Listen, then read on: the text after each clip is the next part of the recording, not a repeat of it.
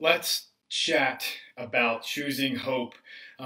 If you have comments, questions, thoughts, please leave them in this as we're going along. I will address any and all questions at the end of this. I'm going to just kind of go through a couple tips, some things you can do, and then we will talk about it at the end. But what I want you to think about is, and you can put this in the comments as we go, what causes you to have hope? What gives you hope is my question that I want you to think about. Just share it with me. I want to know, I want other people to see what gives you hope, what helps you to choose hope. I'm going to write that comment in here as well so you all can see it in case you join me afterwards. And then y'all can share it with each other. What gives you hope? Share it with each other. Sorry, I typed like a T-Rex, so you're going to have to give me a second to type it in.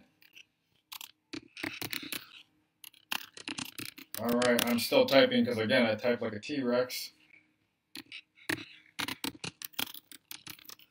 Awesome. Fantastic. All right, so let's talk about hope. Leave the comment. Cool. So I love this quote from Maya Angelou, right? Hope and fear cannot occupy the same space. Invite one to stay. And I think the opposite of fear is hope. And again, like I said, hope is a choice. Right? There's a lot going on in the world between coronavirus, the poor economy, loss of jobs, maybe it's a poor job market, right? Police brutality, racial injustice, racism. I mean, it feels like there is just nothing that is certain right now. It feels like there is nothing that is going right.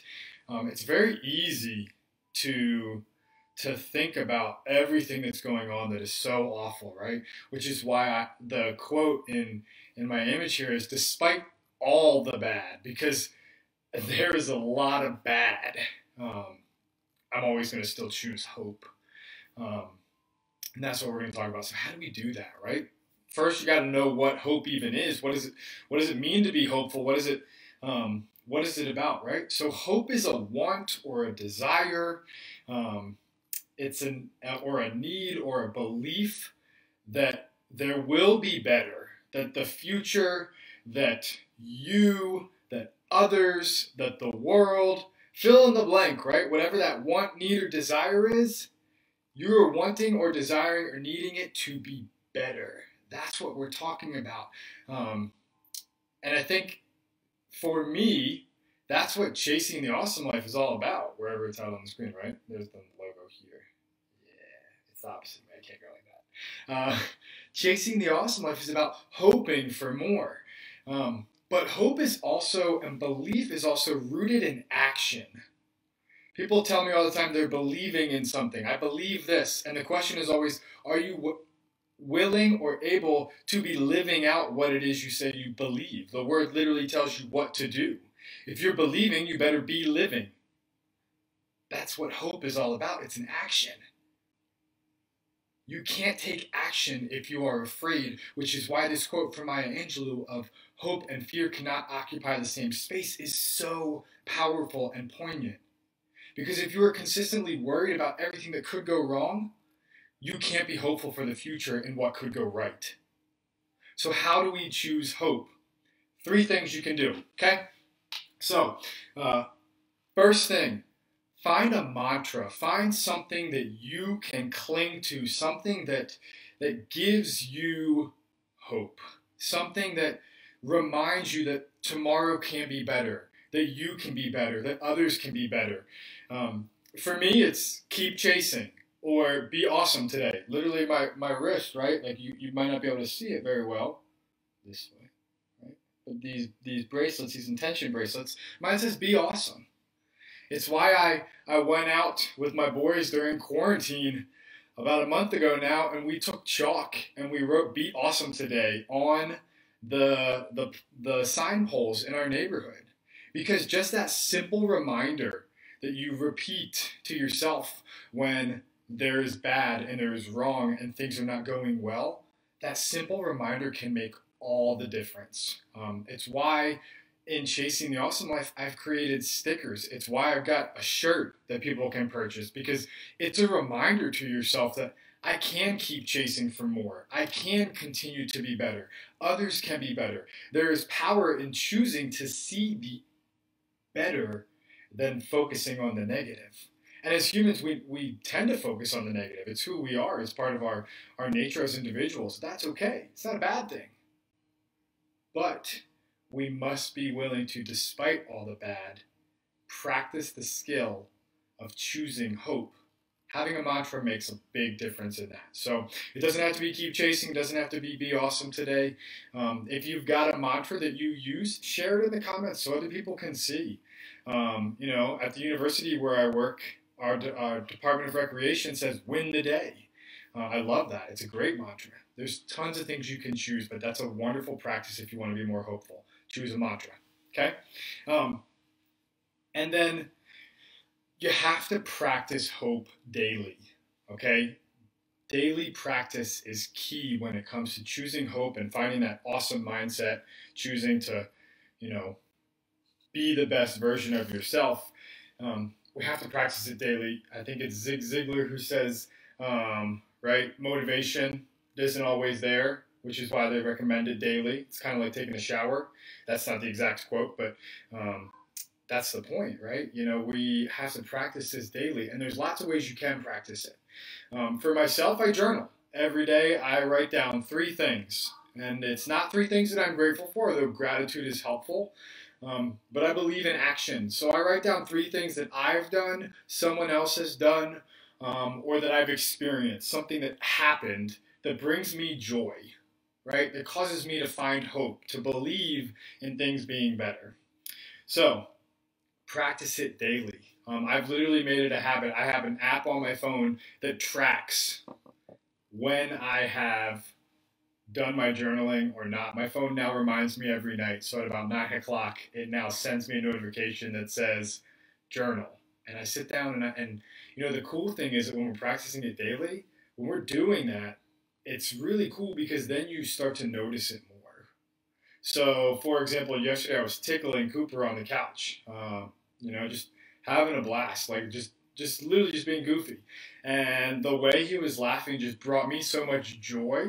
And the innocence of it all, that's the stuff that causes me to have hope. And I thought in the moment when I was done tickling him, I thought, I'm going to write this down in my journal tonight. And that's the cool thing is when you know you're going to practice it daily, then you look for it. You look for the things that cause you to choose hope, which is why I ask if there's something that gives you hope, put it in the comments. It doesn't have to be, something that changes the world, but can you change your attitude? That's what's important, okay? And then the last thing that I think we can do if we want to choose hope is you need to start talking to yourself like you would talk to a friend. I'll say that again. You need to start talking to yourself like you would talk to a friend.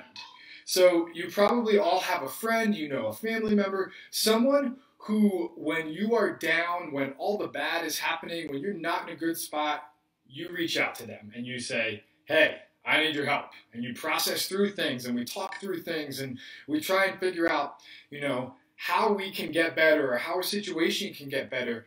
And if you're going to choose hope, you have to be that friend to yourself because we are often harder on ourselves than we are on anybody else. Something goes wrong and we think, oh my gosh, I am awful, or I am fill in the blank with whatever negative emotion you've got. When you do that, you're not allowing hope to stay, right? You're choosing fear. You're choosing negativity, not choosing hope. And if you just stop and pause and ask yourself, how would I talk to myself if I was actually talking to a friend about this situation? If I was giving them advice, if I was listening to them, what would I say to them? Whatever you would say to them, you probably need to say to yourself as well. Because when we do that, we're focusing on the positive. We're focusing on compassion and kindness to ourselves. We practice kindness and compassion all the time for others. But if we're going to choose hope and keep chasing the awesome life, we have to practice it for ourselves as well. So, the 3 things as a recap. We're 12 minutes into this thing. Again, if you have questions, leave them in the comments. I will gladly answer any that you've got. So, the things that we've talked about, so we're all on the same page. I'm seeing comments and I love it. What's up, Darius?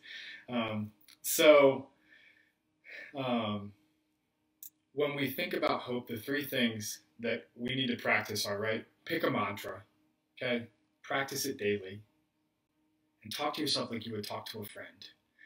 Um, Mindy, I love that reflection on prior success and making it through something I've already been through. If I can make it through X, Y, and Z, I can make it through this. I literally put that, it's funny you say that, Mindy, I love that. I literally put that in a post that I threw up on Instagram yesterday, because when we talk about hope and joy and how they relate to each other, it's very easy for us to think in the moment, this is awful. There's no way I'm going to get through this. But then when we look back at it, it's amazing when you see what you have gone through.